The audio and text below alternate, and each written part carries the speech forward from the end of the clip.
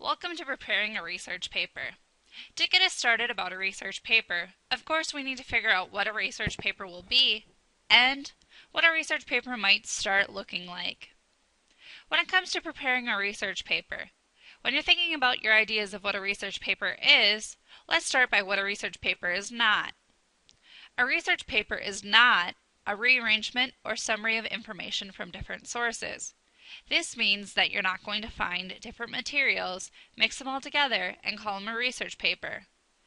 Just rearranging a paper or rearranging citations or summaries of information doesn't make it research. It might be research of a different source, but it's not research for a research paper. A research paper is not a report that could be included in a general encyclopedia. Certain things like Wikipedia are actually not allowed when it comes to a research paper. Wikipedia can be generated information by anyone, and that's something to consider on a go-forward basis. We're going to be asking you to find credible sources, and of course, an encyclopedia might be a credible source, but Wikipedia is not. A research paper is not a matter of cutting and pasting together from different resources. As I've already stated, if you're just cutting, copying, and pasting, it doesn't mean that it's research. It might be someone else's research, but it's not research that's going to be allowed in your research paper. Consider that on a go-forward basis. And a research paper is not a result of one quick database or Google Scholar search. When we say database, that means you type into the computer and you have one quick database come back, use your first materials that you find, and then you think you're done with your research paper? I don't think so. That's going to be the worst way to consider this. So a research paper is not just one quick search. A research paper is your own analysis of information discovered from peer-reviewed resources. This means taking other people's research and using them and creating your own ideas from their research. That is what a research paper is all about.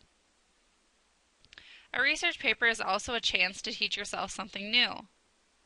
Remember when I keep talking about you want to make sure that your research paper applies to you? That's exactly what we are looking for when it comes to your research paper. If it doesn't apply to you, if it's nothing that's going to intrigue you, why do you actually want to do a research paper about it? So, a research paper is, of course, a chance to teach yourself something new. And a research paper is a chance to demonstrate to others what you have learned, organized in a professional, scholarly manner. This means you're going to put together all of your ideas into a research paper and hopefully come back with a better idea.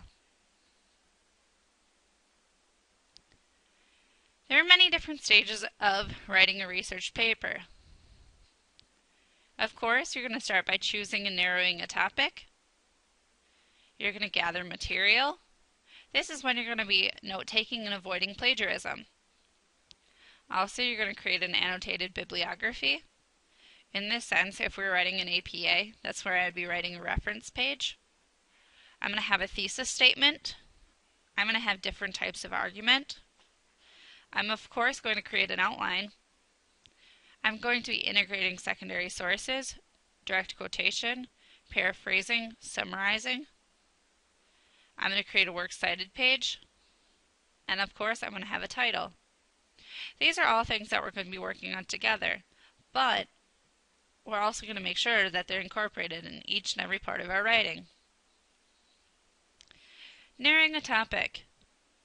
As some of you may know, I may have asked you already to write a pre-write. When it comes to narrowing a topic, a brainstorm is not a narrow topic. Usually that's the starting place, and we have to narrow a topic from there. So a general topic could be birds. Looking in then closer at the topic of birds, we're going to look at focused ideas. Our focused idea could be the effect of deforestation on endangered bird populations in Paraguay. So the effect of deforestation on endangered bird populations in Paraguay is a very specific question. Of course, this means we want to know about endangered birds in one specific part of the world. Considering birds as a general topic, thinking about endangered birds in Paraguay is more of an in-depth conversation. Another general topic. Nick in F. Scott Fitzgerald's novel The Great Gatsby. Of course, that's just a character in one book. But thinking more focused, symbolism associated with Nick concerning themes of love and redemption. This means obviously that this character has a lot to do with love and redemption in The Great Gatsby.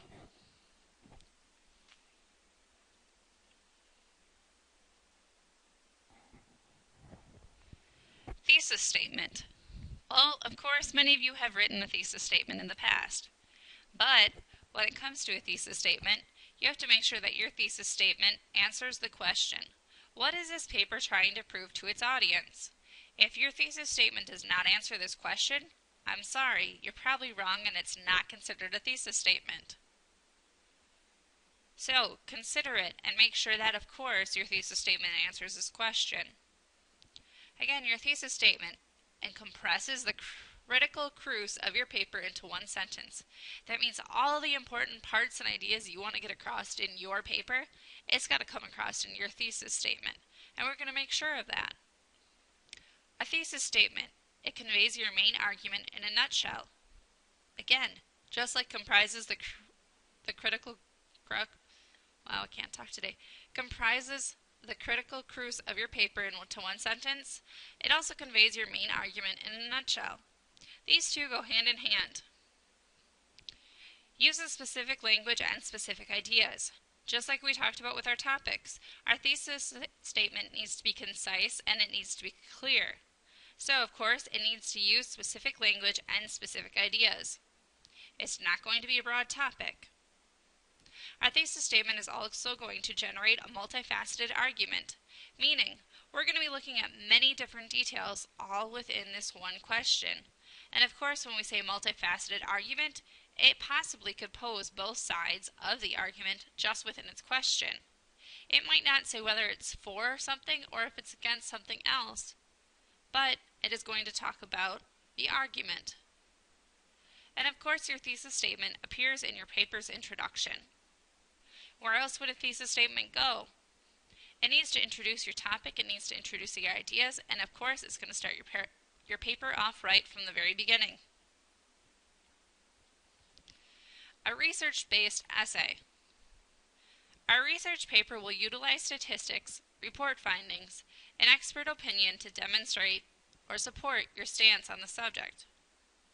So of course, when we say statistics, report findings, and expert opinion, this is all going to come from your research that you do, and it will demonstrate and support your stance on the subject.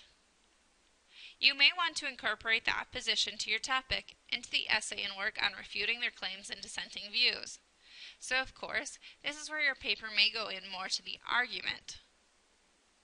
Refutation means pointing out the problems with the opposing viewpoints, thereby highlighting your own position's superiority. Refutation is a big thing in political campaigns.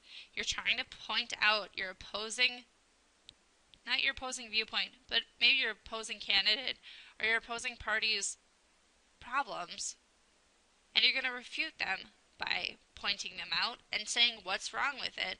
And then, of course, you're going to point out why your opinion and your position is of a superiority. So, refutation is something that every paper will need because, of course, it points out what's wrong with the opposing view. Opposition. They predict the counter-arguments. If you're writing a good research paper, your paper, of course, will have opposition.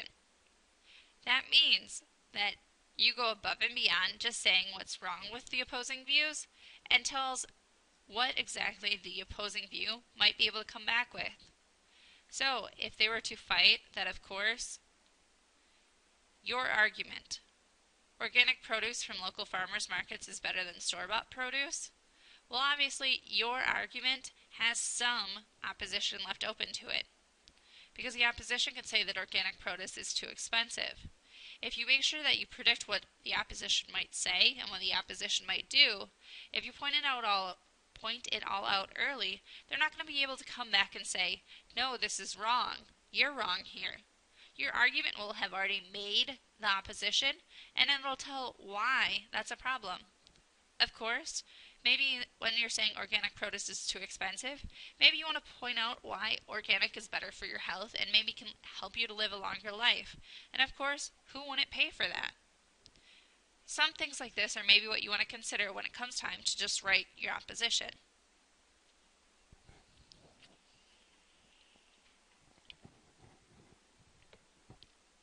Alright, starting to look at the Greek basic concepts of logic. The first one is logos. Logos, the soundness of your argument, the facts, statistics, examples, and authoritative statements you gather to support your viewpoint.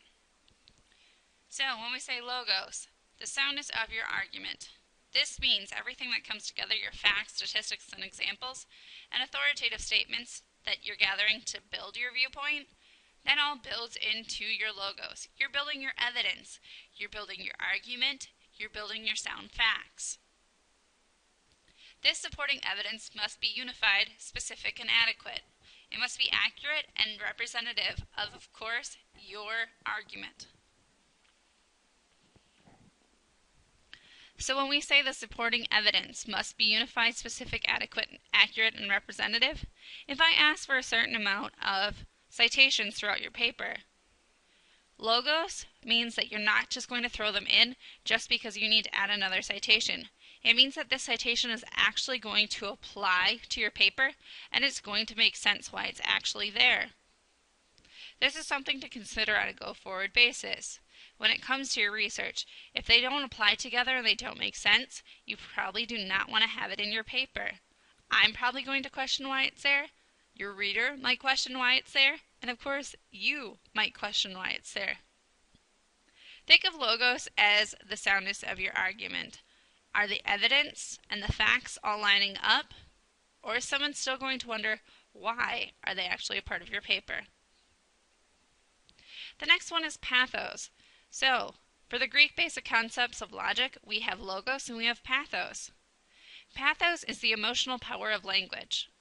If you've ever watched the TV ad commercials with a dog or cat, maybe the ASPA or ASPCA, whichever that is, if you see, of course, the call of the dog or cat to you to, of course, save their life, that commercial has just used pathos, the emotional power of language, and it reveals to you, of course, you want to go save that dog or cat's life. Now, this is done in a little bit different way than language, but of course the pathos is still there in the commercial.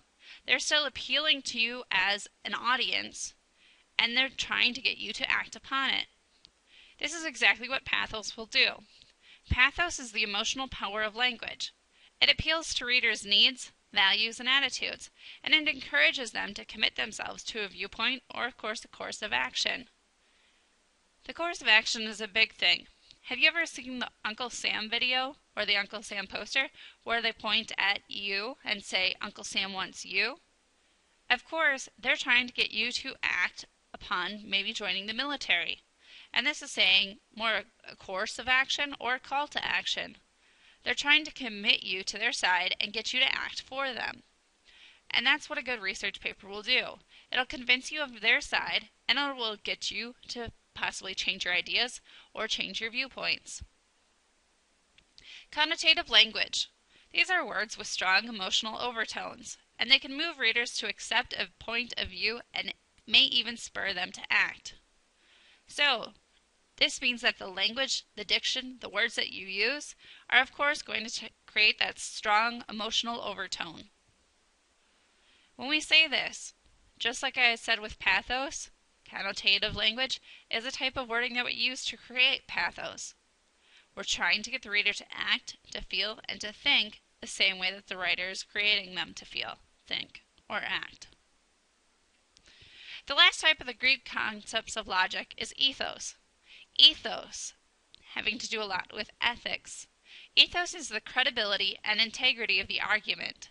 You cannot expect readers to accept or act on your viewpoint unless you convince them that you know what you're talking about. That means you're credible. Come across as knowledgeable and trustworthy by incorporating logos and taking the opposing views into account. So, of course, adding logic, adding thought process behind this, ethos has everything to do with credibility and integrity. If you add in, say, a Joe Schmo from Kansas City, Kansas, and you say that he is 100% credible on big city living, how does this apply? Kansas City might be big city, but is it big city in small town Midwest? Is it big city to those on the East Coast? Is it big city to those on the West Coast? Is it big city to Europe? And this is something to consider. You want to make sure that the source that you use is credible to everyone, that you interpret, you decide, is this person going to be helpful to my paper, or is this possibly going to hurt the credibility of my sources? And that's something to consider as we go forward with ethos. You want to make sure that the person that you are using to argue your viewpoints is just as credible and resourceful as many other people might be. So of course, ethos, the credibility and integrity of the argument. Are you fighting for a good thing? And of course, are your viewpoints fighting for something good? Avoiding plagiarism. Plagiarism is a big part of your paper. And when I say it's a big part of your paper, I mean it shouldn't be there. Precise note-taking should help you avoid unintentional plagiarism, since you'll keep secondary source information clearly distinct from your own original thoughts. If you're taking good notes, you shouldn't have a problem with this. If the idea is not common knowledge, so the sun rises and also sets, or not the product of your own original thought processes, then cite it. It's the big point. Tip: if in doubt, cite. Note-taking. When taking notes, be sure to cite your sources carefully. Author, title, page numbers, publisher, and publication date, and mention whether you are quoting the source verbatim, so of course direct quotation, or summarizing a source's ideas in your own words. We'll be looking at this more closely when I talk about actual MLA citation and what you're supposed to do. If you look at any research or ideas before we get to that point, make sure that you have, of course, the author, the title, the page numbers, the publisher, and the publication date all written down to make sure that we can add in proper citation. If this isn't there, that's the first step with actually leading to plagiarism. So keep ample notes and keep your ideas there correctly so you can make sure that we avoid plagiarism. So, writing an effective research paper. Evidence and support can be found in many ways. So which source would a reader find more credible? The New York Times or www.myopinion.com? Any ideas? Alright, I hope at this moment in time you've actually chosen the New York Times. Of course, what is myopinion.com? I don't have a clue. Maybe a survey site? Do you have a clue? Looking on down further, which person would a reader be more likely to believe? Joe Smith from Fort Wayne, Indiana, or Dr. Susan Worth, professor of criminology at Purdue University? Any ideas? And I hope you've said it. Dr. Susan Worth, professor of criminology at Purdue University, is obviously a lot easier to find and a lot easier to know who she actually is than just another Joe Smith from Fort Wayne, Indiana.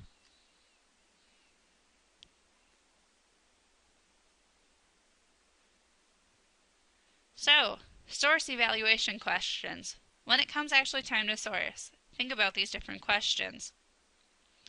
Ask yourself, when was the source published? Rule of thumb, if it hasn't been published in the last 10 years, it's probably not as credible as something that has been. If you're worried or wondering about this, of course, ask your instructor or find someone that might be able to help. It's not a bad thing that it has been published over 10 years, but of course it's not going to help your case anymore. If you're talking about, say, the internet, 10 years ago was a huge change.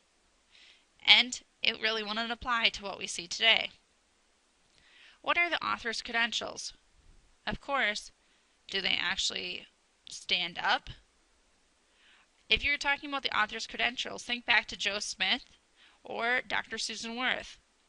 Of course, who would you rather read from than anything else? And I hope here you've answered Dr. Susan's Worth. Who is the intended audience? So of course, who are you talking about? Who are you talking to? And who do you want to possibly do a call to action? When I say this, if your intended audience is, say, the average older aged 55 plus female here in the state of Wisconsin, of course your intended audience is going to be a lot different than, say, a 20-year-old male audience from California. And you want to make sure that your audience, as well as your ideas, apply to that age group. Is the argument balanced, or does it show bias and make unsupported claims? Of course, if you say, this is what I support and this is what I stand for, that is showing your bias. What you want to do is to, of course, make your ideas and make your research stand up for itself. Illogical conclusions are ideas that don't actually flow together. So 1 + 1 = 4? I don't think so, and that's what an illogical conclusion is. You want to make sure that all your ducks line up in a row to make sure that your conclusions are accurate. And of course, inaccurate generalizations. Are you just overarching your ideas, of course, to have them flow together? Inaccurate generalizations come together when you haven't actually probably thought through your entire question and your entire paper. And lastly, what sorts of references does your source cite? So, do they actually cite people who are another Joe Schmo, or do they cite good people that actually helped the research of your paper? So these are, of course, things to think about. If an article shows bias and makes unsupported claims, has illogical conclusions and inaccurate generalizations, it's probably not a good source to use. Look at this as a whole. Would you want to read this article on a general basis to gather good information from them? Here's a mnemonic device from Dr. Robert Harris, a good way to remember the previous slide. C-A-A-A-R, CAR. Currency, authorship, audience, argument, and references. These are all the things that actually are important when it comes to writing your research paper and finding sources. Just think of CAR, C-A-A-R. Peer-reviewed, refereed scholarly sources. Here are a few examples. Electronic sources. Online articles from a library subscription databases such as GaleNet, JSTOR, and ProQuest. Print sources like journal articles and books. All of these might be great places to find actual good research. Here are a few types of sources. Peer-reviewed, scholarly, refereed sources are by professional experts in the field. So example, the publication of the Modern Language Association, of course, that stands for MLA. That's the publication of your citation. Cell, Journal of the American Medical Association, these would all be great, of course, if we're looking at something in the medical field. General audience sources are for non-experts. They are written in non-technical, accessible language, meaning they don't use any technical jargon. Examples, Cosmopolitan, Newsweek, Better Homes and Gardens, and many Googleable and Yahooable websites. These are, of course, general audience sources, and they are for non-experts. This is something to consider on a go-forward basis. Do we want our research for a research paper to be from non-expert sources? Misrepresentation. Don't misrepresent a quote or leave out important information. So, here's a misquote. Crime rates were down by 2002, according to Dr. Smith. Here's the actual quote. Crime rates were down by 2002, but steadily began climbing again a year later, said to Dr. Smith. Of course, did Dr. Smith say this? What word tells us that he didn't? And of course, by cutting it off after the comma, it leaves out that the crime rates went right back up, and that's a problem. Integrating your sources. For each source, you should establish the credibility of the material or person being cited. After each quote, you need to explain the material to the reader and then provide a response. By providing a response to the source material, you are integrating the support into your argument. This means what this would look like. An introduction. Mary Sherry, owner and founder of a research and publishing firm, finds that many writers who aim to publish their work are, and this is where we start our quote, it's been introduced, inadequately suffering from grammar amnesia and are deluded by a desire to be famous. This means many people who try to turn in work to the research and publishing firm don't have good grammar and, of course, are just deluded by the thoughts that they can actually be writers. By this, I think she means that many of the writers today have overlooked the importance of grammar and punctuation and simply want to be recognized. This supports my stance that many writing students today. Of course, we introduced our quote, we supported our quote, we told our quote directly word for word, and we told why our quote is relevant to our paper. This is very important on a go-forward basis. Few quotation no-nos. No dropped quotations or quoting without proper context presented by your own thoughtful phrasing. So of course, if you don't introduce it and talk about why it's relevant to your paper, it shouldn't be there. No traffic jam quoting, or choo-choo train quoting, where several direct quotations are strung together, one after another, without discussion. If you don't talk about them, they shouldn't be in your paper. Inductive reasoning. It involves examination of specific cases. Specific cases, facts, or examples. Based on these specifics, you then draw a conclusion or make a generalization. So evidence. My head is aching. Evidence. My nose is stuffy. Evidence. My throat is scratchy. And in conclusion, I'm coming down with a cold. Deductive reasoning. It begins with a generalization that is then applied to a specific case. This movement from general to specific involves a three-step form of reasoning called a syllogism. There's a major premise, a minor premise, and a conclusion. This is like inductive reasoning where you put all your ideas together and come up with a conclusion. But here, you have a major idea, a minor idea, and then you come out with a conclusion. So an example of syllogism. Major premise. In an accident, large cars are safer than small cars. Minor premise, the Hummer is a large car. So in conclusion, in an accident, the Hummer will be safer than a small car. Is this idea correct?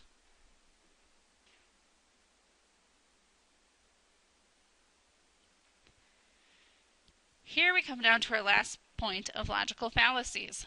We have many of them: hasty generalization, sweeping generalization, post hoc fallacy, non-sequitor fallacy, ad hominem argument, appeals to questionable or faulty authority, begging the question, a false analogy, either-or fallacy, red herring fallacy, or appeal to readers' fear or pity. When it comes to logical fallacies, many people use them. But we want to make sure, of course, that when we think about logical fallacies, that they have a time and a place, and is your paper the time or place? So here's a hasty generalization. It's making a claim on the basis of inadequate evidence. Is this something you want in your paper? So here's our example. It is disturbing that several of the youths who shot up schools were users of violent video games. Obviously, these games can breed violence, and they should be banned. So of course, the generalization we come to, most youths who play violent video games do not behave violently. Sorry, I stated that incorrectly. What I have done in the parentheses on the bottom is the exact opposite. Our generalization comes out to the idea that violent video games breed violent youth, but in truth, most youth who play violent video games do not behave violently. There might be an idea, but this is something you'd have to research, not just make a hasty generalization about. Sweeping generalization. Absolute statements involving words such as all, always, never, and no one that allow no exceptions. You don't want to have sweeping generalizations when it comes to a research paper. So here are a few examples. People who live in cities are unfriendly. Is this true? Californians are fad crazy. Women are emotional. Men can't express their feelings. Most of these sweeping generalizations are considered stereotypes, and of course you don't want them in a research paper. Post hoc fallacy. This occurs when you conclude that a cause-effect relationship exists simply because one even preceded another. So a number of immigrants settle in a nearby city. The city now suffers an economic decline. The immigrants' arrival caused the decline. This is simply co-occurrence. It doesn't mean that they actually caused one another. There are most likely other reasons for the decline. And this is what we consider a post hoc fallacy. It's just co-occurrence. Non-sequitor fallacies. These are linking two or more ideas that in fact have no logical connection. She uses a wheelchair, so she must be unhappy. The second clause has nothing to do with the first clause. How do we know this? How do we even find this out? This is something that we would actually have to prove before we could even type it or write into a research paper. And this is what we call a non-sequitor fallacy. This is something that you don't want to see in a paper. Ad hominem. This is attacking the qualities of the people holding an opposing view rather than the view itself. Here's our example. Bill Clinton had extramarital affairs, so his views on global policy merit no attention. Do the ex-president's marital problems invalidate his political views? I don't believe that these two things even apply to each other. And of course, this is another type of fallacy ad hominem that we don't want to use. Appeals to questionable or faulty authority. This occurs when the argument fails to provide the credibility of the source material. So our example, sources show, an identified spokesperson states, experts claim, studies show. If these people and reports are so reliable, they should be clearly identified in your paper. Begging the question. This involves failure to establish proof for a debatable point. Example, the college library's funding should be reduced by cutting subscriptions to useless periodicals. Of course, are some of the library's periodicals useless, or does someone actually use them? So it involves failure to establish proof. And this is, of course, another fallacy we don't want to see in your research paper. False analogy. It implies that because two things share some common characteristic, they are therefore alike in all respects. So, for example, nicotine and marijuana involve health risks and have addictive properties. Driving while smoking a cigarette isn't illegal, so driving while smoking marijuana shouldn't be illegal. By making this argument, you have overlooked a major difference between these two substances. Marijuana impairs perception and coordination, important aspects of driving, while there is no evidence that nicotine does the same. This, of course, is a paper that talks about health risks and addictive properties. It is not supporting the drug use, and it is not talking about the drug use. It is just looking at, of course, the health risks that are involved. And this is a false analogy that you don't want in your paper. Either-or fallacy. This is assuming that a complicated question has only two answers, one good and one bad, or both of these are bad. So either we permit mandatory drug testing in the workplace, or productivity will continue to decline. Productivity is not necessarily dependent on drug testing, and that's something to consider. This is a fallacy that might not apply with both things. So you're pointing out one idea is good, and then the other being bad, or both ideas might be bad. And of course, a fallacy we don't want to see in your paper. Red herring is a fallacy that is often used in political campaigns. This is introducing an irrelevant issue intended to distract readers from the relevant issues. So an example, a campus speech code is essential to protect students who already have enough problems coping with rising tuition. So of course, does tuition really talk about a speech code? No, but of course, if you're looking at rising tuition, you're not even going to worry about the speech code that is there to protect students. So tuition costs and speech codes are different subjects. What protections do students need that a speech code will provide? Appeal to readers' fear or pity. This, of course, has to go along the lines of substituting emotions for reasoning. She should not have to pay taxes because she is an aged widow with no friends or relatives. This appeals to people's pity that she doesn't have friends and she doesn't have relatives. But we don't know anything about her income or ability to pay taxes. Should age and loneliness rather than income determine a person's tax obligation? And that's something we need to consider on a go-forward basis. Just because it appeals to the reader, it gives them pity on her, doesn't mean that it's actually something that could stand up in a research paper. Here's the end of our slideshow.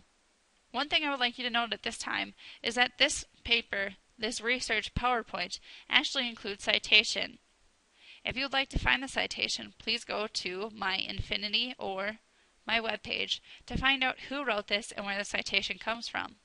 I would like you to know that this is not an original made PowerPoint and that this comes from, I believe, Capital Community College. If you'd like further information, please feel free to contact me.